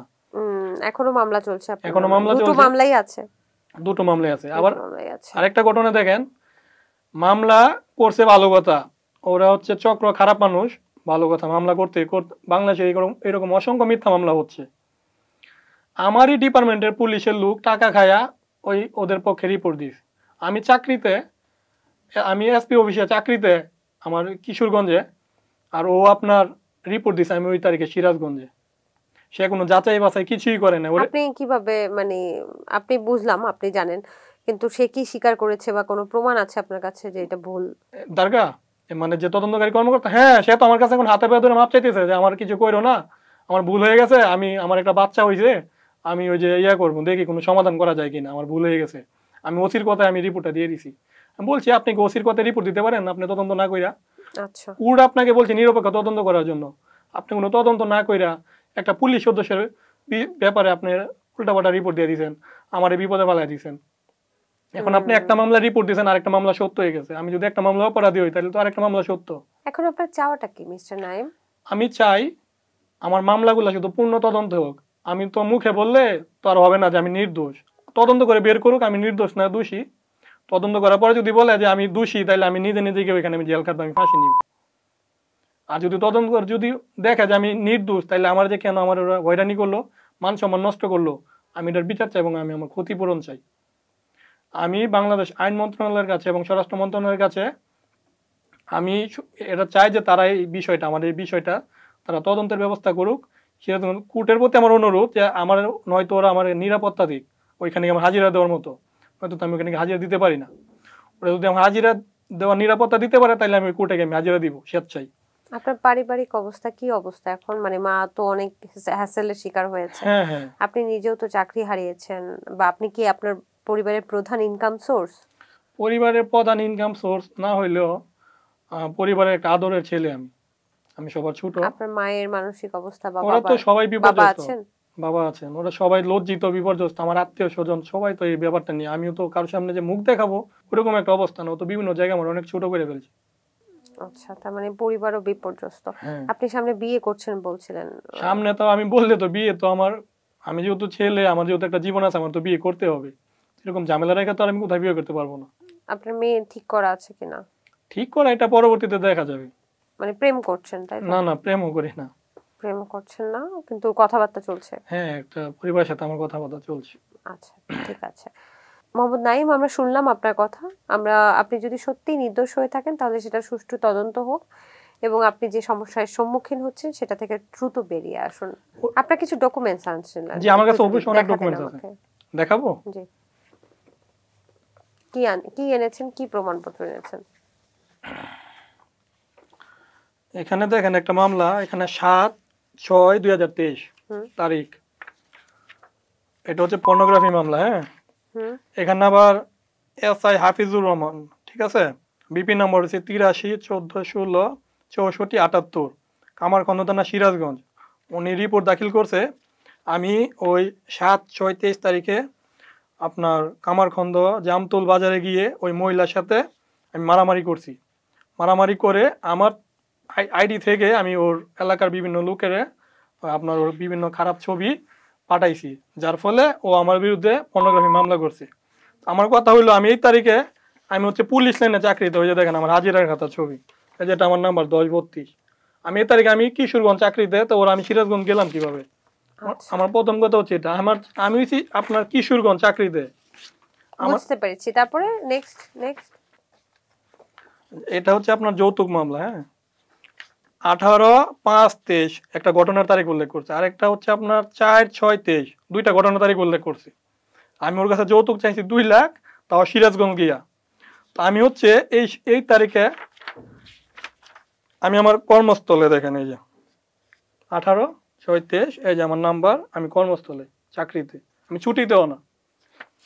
ওই যে 4/6/23 আমি পুলিশ লাইনে, এটা আমার হাজিরা সিটের কথা। ইচ্ছে হলে আমার ওইখানে গিয়ে আমার সিসি ক্যামেরা, মানে কাজ করার পরে যদি যেয়ে থাকেন এরকম কিছু? কাজ করার পরে আমি কিভাবে যাবো? সারাদিন তো আমি ওইখানে অধীনস্থ না, আমি তো ছুটি ছাড়া কোথাও যাইতে পারবো না। আচ্ছা, ঠিক আছে। তারপরে দেখি। আপনি তো ছুটি ছাড়া ওই জেলার বাইরে কোথাও যেতে পারবেন যেতে পারা যায় না, না, না। না? আচ্ছা, ঠিক আছে। তারপর? আমি 2টা তারিখে আমি চাকরিতে। বুঝতে পেরেছি। আপনি দুটো তারিখে আপনি কর্মরত ছিলেন। আর কিছু দেখাবেন দেখেন, আপনি? এই যে আমার আপনার ওই যে জিডি কপি আছে আমাদের থানার। আমরা এগুলো সংযুক্ত করে দেব। হ্যাঁ, আপনার হচ্ছে এটা হচ্ছে আমাদের যে সিস্টেম, এটা হচ্ছে প্রতিদিন আমরা কোথায় যাই, কোথায় ডিউটি যাই, কি করি, সব আবার অনলাইনে জিডি হয়, বুঝছেন। ওই থানার অনুমতি ছাড়া বা এসপির অনুমতি ছাড়া আপনি জেলার বাইরেও যেতে পারবেন না। বুঝতে পেরেছি। তারপর ওইখানে সার্বক্ষণিক সিসি ক্যামেরা থাকে, আপনি চাইলে ওই তারিখে সিসি ক্যামেরা ফুটেজ দেখতে পারেন। নয়তো আমার তো সিম আছে, আমি মোবাইল ইউজ করি, আমি ওই তারিখে লোকেশন আপনি ট্রেকিং করলে পাইবেন আমি কোথায় ছিলাম। রাখেন। আর কি আছে? এখানে তো আমার 2 মামলা 2টা প্রমাণ দিলাম, আমি চাকরিতে ছিলাম। আর এটা হচ্ছে আমি ওদের বিরুদ্ধে আমি জিডি করছিলাম, আমি ওদের বিরুদ্ধে মামলা করতে পারিনি। আমি অনেক চেষ্টা করছি মামলা করার জন্য, তো ওরা হচ্ছে আপনার থানাতে ফোন দিয়ে নিষেধ করার কারণে মামলা নেয়নি? মামলা নেয় না। তারপর একটা জিডি করছি, একটা অভিযোগ করছি, তারপর আমি কোনো প্রতিকার পাইনি। ঠিক আছে। তারপরে এটা দেখেন, এটা হচ্ছে কি অভিযোগ করেছিলেন একটু বুঝে ওই যে আমার সাথে যে ঘটনা হয়েছে, আমি যাবতীয় আমাকে ফোন লিখে দিয়ে দিয়েছেন। থ্রেট দিয়ে আমাকে বিভিন্ন মেসেজ পাঠাচ্ছে, এগুলাই। আর কি আছে? এটা হচ্ছে যে সেনাবাহিনীর অভিযোগ, ওই যে সেনাবাহিনীর। সেনাবাহিনীও করেছে? হ্যাঁ, সেনাবাহিনী থানাতে অভিযোগ করছে। উনি আপনাকে সহযোগিতা করছেন? হ্যাঁ, উনি তো আমাকে না দিলে তো আমি পেলাম কোথায়? উনি তো বাহ, চমৎকার। ওনারে বললে উনি এখানেও আসবে, আপনার এখানেও আসবে, উনি যেখানে বলে সেখানে যাবে, কারণ উনি তো ভিকটিম, উনি তো ভুক্তভোগী ছিল। আর কোনটা আছে? আমরা আমরা যদি আগে বলতেন, আমরা সেনাবাহিনী, সাবেক সেনাবাহিনী, উনি কি এখনো কর্মরত আছেন? এখনো কর্মরত, এখন হচ্ছে উনি হচ্ছে বিয়ে করে ফেলছে, তো তাই উনি কথা চাচ্ছে, বলতে মানে চাচ্ছেন। শো না হওয়ার জন্য চাচ্ছে। তাহলে কেন বললেন? উনি বললে এখানে বললে এখানে আসবে, আপনাদেরকে বলে যাবে, সবকিছু আচ্ছা, ঘটনা মানে বলবে। ঠিক আছে, বুঝতে পেরেছি। মানে গণমাধ্যমে কথা হ্যাঁ, বলবেন হ্যাঁ। না। ঠিক আছে। আর কিছু দেখাবেন? আর হচ্ছে আমি হচ্ছে ওই যে আমার যে রিপোর্ট দিছে আমার বিরুদ্ধে, যে তদন্তকারী কর্মকর্তা, ওর বিরুদ্ধে আমি আবার সিরাজগঞ্জ এসপি মহোদয়ের কাছে আমি আবার অভিযোগ দিয়েছিলাম। সেটার কি অবস্থা এখন? এখন কিছুই না, কিছুই না। বুঝতে ওই পেরেছি। এসপি মোহাম্মদ স্যার নাঈম, বলছে যে তদন্ত করে দেখবে, কিছুই করে নাই এখনো। আপনি আরেকটা ডকুমেন্ট দেখেন, এই মহিলা শুধু আমারে না, দেখেন এই যে আরো মানুষের আইনি নোটিশ পাঠাইছে, মামলা করতে, দেখেন। আচ্ছা, একটু আমার হাতে দিবেন। এটা কি ওনারই, যিনি ফৌজিয়া ইসলাম, হ্যাঁ, তাই তো হ্যাঁ, ওনার নাম? হ্যাঁ, উনি আরো অনেক মানুষের বিরুদ্ধে আইনি নোটিশ হ্যাঁ, দিয়েছেন? ওর এলাকায় অনেক মানুষের বিরুদ্ধে ও মামলা করছে আগে। এটা তো আমার মুখে আমি বললে তো হবে না, আপনি যাচাই বাছাই করতে পারেন। আর আমি তো প্রুফ ছাড়া কিছু করতে পারবো না, কথা বলতে পারবো না। এখানে আইনের এটা তো ব্যাপার একজনের নামে, আরেকজনের নামে আছে দেখেন। দুজনের নামে কি? হ্যাঁ লিপি আক্তার এবং প্রদীপ কুমার দেবনাথ, হ্যাঁ কারা এরা? এরা হচ্ছে অন্য মানুষ। ঠিক আছে, আমি যেটা দেখতে পাচ্ছি যে এখানে বিভিন্ন প্রকার আপত্তিকর ভিডিও এবং হ্যাঁ। ছবি মোবাইল ফোনের মাধ্যমে প্রকাশ করিয়া আমার মক্কেলের চারিত্রিক হনন করিয়া আসিতেছে। আচ্ছা, এটাও কিন্তু আমি যেটা দেখতে পাচ্ছি আমার হাতে যে আইনের নোটিশটা, এটাও একই কেস, জি যে ওনার বিভিন্ন ছবি বিভিন্ন জায়গায় ছড়িয়ে দেওয়া ওদের হয়েছে। ওদের মামলা এগুলা, ওরা এই মানুষের রোগী ভর্তির ফর্ম কি ওনার? জি জি এটা ওনার। আমি একটু থ্যাংক ইউ এটা আমাকে দেওয়ার জন্য। হ্যাঁ ডায়াবেটিস নরমাল, ওকে। আমি আমার আমার যে 2টা কাবিন করছে, আমি আপনার 2টা কাবিনের সব ডকুমেন্টও দিয়ে যাব। এখানে দেখাচ্ছে ফিজিক্যাল অ্যাসল্ট হয়েছেন তিনি একদিন আগে। হ্যাঁ বিপি নরমাল ছিল, এখন এক্সরে দেয়া হয়েছে। এক্সরের পরবর্তী কি দেওয়া হয়নি, শুধু নরমাল কিছু নাপা মালেক্স হচ্ছে, আমি যতটুকু জানি ব্যথার ওষুধ, আমি যদি ভুল না করে থাকি। আর এই তো এরকমই কিছু ওষুধ দিয়ে রেখেছেন। মুসলিম ম্যারেজ রেজিস্টার কল্যাণ সমিতি, এটা কি আপনার বিয়ের? ওই মহিলা আবার আমার ডিভোর্সের কাগজ পাঠিয়েছে। ডিভোর্সের কাগজ পাঠিয়েছে? সেটা তো আপনি আমাকে বলেননি। আপনি তো ওই যে কথার ভিতরে বলতে পারি না, আপনি তো শর্ট করতে বলতে। ডিভোর্স কেন দেবে? আপনাকে ডিভোর্স দিলে তো লস। ডিভোর্স দেওয়ার একটা শর্ত বিয়েটা প্রমাণ করার জন্য, বিয়েটা সত্য। এই ডিভোর্সের কাগজটা যদি এখন ম্যাজিস্ট্রেটকে কোর্টে দেখায়, ম্যাজিস্ট্রেট তাতে কি হবে? ডিভোর্স দেওয়ার পরে তো সব মামলা খালাস হয়ে যাওয়ার কথা। এত সহজ না, বাংলাদেশের মামলা এটা এত সহজ না যে ডিভোর্স দেওয়ার পরেই খালাস তাহলে হয়ে কি যাবে। আপনার এই ডিভোর্স দেওয়ার পরে ম্যাজিস্ট্রেট বলবে আমাকে ওরে কাবিনে টাকা দেওয়ার জন্য। উনি ডিভোর্স দিলেও কাবিনের টাকা তো দিতে হবে। কিন্তু আমি তো বিয়ে করি না, আমি ওরে কাবিনের টাকা আমি কিসে দিব? ফৌজিয়া ইসলাম ফাতেমা, তিনি আপনাকে ডিভোর্স দিয়েছে, তাই তো? জি আমি বিয়ে করি নাই। 2023 সালের 23 নভেম্বর, রাইট? বাংলাদেশের সিস্টেমটা এরকম, আপনি চাইলে 100 টাকা দিয়ে আপনি কাবিন বানাইতে পারবেন, আবার আপনি ডিভোর্সও দিতে পারবেন। বাহ, চমৎকার। তাহলে আর মানুষের বিয়ে করে কি লাভ? এটা রাখেন। বাংলাদেশের সিস্টেমের সমস্যা আমার মনে হয় না। কিছু ব্যাপার আছে, কিছু অসৎ মানুষ আছে যারা এই ধরনের কাজ করে। আমরাও আশা করবো আপনি যদি সত্যি ভিকটিম হয়ে থাকেন। আর যদি আমি ওরে বিয়ে করে থাকি তাহলে আমি মারবো কেন, আবার তার বাড়িতে পাঠাবো, সে মেডিকেলি পড়তে হবে কোন? আমি যদি ওরে বিয়ে করে থাকি তাহলে সে আমাকে একটা বিয়ের ছবি দেখাক, বিয়ের যে জেনুইন যে ডকুমেন্ট সেটা দেখাক, বা তার বিয়ে করছে ওরকম কোনো সাক্ষী প্রমাণ দেখাক। একটা বিয়ে তার হুট করে বললে আর হয়ে যায় না।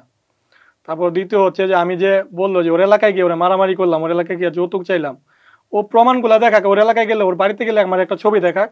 ও যদি ওরকম ডকুমেন্ট দেখাইতে পারে তাহলে আমি ভাববো যে আমি অপরাধী। আর যদি না দেখাইতে পারে, আমি চাকরিতে ছিলাম, তারা কেন আমারে এরকম করলো, আমি সেটা আমি বিচার তো অবশ্যই চাই। আমি দর্শক, ইটস কমপ্লিকেটেড এর আজকের আয়োজন নিশ্চয়ই আপনাদের ভালো লেগেছে। আমরা একটা কথাই বলবো যে আমরা এক পক্ষ থেকে শুনেছি, এখানে অনেক পক্ষের নাম কিন্তু উঠে এসেছে, যেগুলো আসলে উঠে আসাটা কতটুকু যুক্তিযুক্ত ছিল আমি এখন পর্যন্ত বুঝতে পারছি না। তবে কোনো পক্ষের যদি কোনো এমন থাকে যে কোনো অভিযোগ থাকে যে আমার পক্ষে মিথ্যে কথা ছড়ানো হয়েছে বা মিথ্যে বলা হয়েছে মোহাম্মদ নাইমের পক্ষ থেকে, তাহলে অবশ্যই, যেহেতু এটা একটা প্ল্যাটফর্ম, আপনার জন্য এটা উন্মুক্ত, আপনারা নিশ্চয়ই আমাদেরকে জানাতে পারেন। আপনার যদি কিছু বলার থাকে সেটাও কিন্তু জানাতে পারেন। আর যদি মোহাম্মদ নাইম সত্যি কোনো ভিকটিম হয়ে থাকেন, সত্যিই যদি কোনো মিথ্যা মামলায় ফেসে যান, সত্যিই যদি তিনি এখন আসলে অপরাধ চক্রের জন্য এই ধরনের জীবনযাপন তাকে করতে হয়ে থাকে, আমরা আশা করব নতুন বাংলাদেশ, এই বাংলাদেশে সুষ্ঠু তদন্ত হয়ে মোহাম্মদ নাইম খুব দ্রুত এখান থেকে খালাস পাবে। এবং আমরা কখনোই প্রত্যাশা করি না কোনো অপরাধ চক্র কিংবা কোনো সংঘবদ্ধ চক্র এইভাবে আমাদের আইন শৃঙ্খলা বাহিনীর কিছু মানুষের ওপর এই ধরনের কাজ করে থাকে। সবাই ভালো থাকবেন, সুস্থ থাকবেন। খোদা হাফেজ।